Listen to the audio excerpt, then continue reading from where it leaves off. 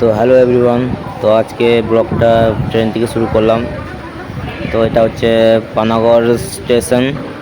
তো আমরা এখন যাচ্ছি সবাই মিলে, আমি প্রদীপদা, কপিদা, সবাই মিলে এখন যাচ্ছি, বর্ধমান যাচ্ছি।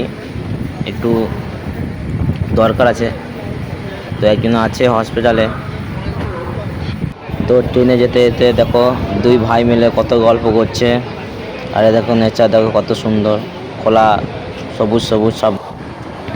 তো এইদিকে দেখো আমি গেটে দাঁড়িয়ে দাঁড়িয়ে হিরোর মতো যাচ্ছি।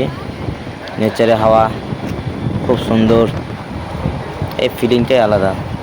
যে ট্রেনে যায় এই জানলায় দাঁড়িয়ে থেকে, মানে হাওয়া খেয়ে খেয়ে, মানে মজাটাই আলাদা। তোমরা গেছো নিয়ে যাই না, আমি তো এরকম ট্রেনে যাই, চারিদিকে হাওয়া খেয়ে খেয়ে যাই। আর এদিকে দেখো গরুগুলো খুব সুন্দর চড়ছে। এদিকে সব গার্ড দেওয়া আছে, নাহলে তো গরু ফোড়া সব ঢুকে যাবে এদিকে। সব দেখো ট্রেনে এদিকে সব গার্ড দেওয়া আছে। তো ট্রেন থেকে নেমে পড়লাম বর্ধমান স্টেশনে। স্টেশনে নেমে দেখি ওপার ব্রিজে এত ভিড়।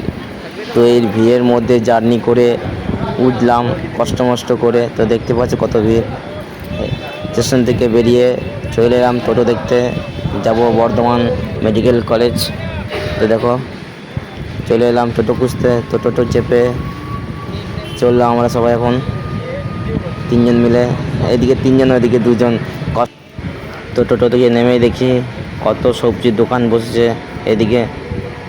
তো আমরা এখন যে কাজের জন্য এসেছিলাম মেডিকেলে, সে কাজ তো হলো না।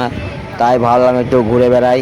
তো একটু বাজার ঘুরছি একটু সবাই মিলে। আমরা তো ঘুরতে ঘুরতে চলে এলাম বর্ধমান রেলওয়ে স্টেশন। তো দেখছি এখন একটু আপডেট করেছে। তো আমাদের ঘোরাফেরা তো হয়ে গেল, এবার বাড়ি পথে চললাম। এবার ট্রেন ধরে বাড়ি ফিরবো। তো চলো, তো সবাই কেমন আছো? তো আশা করি তোমার ব্লগটা ভালো লাগলো।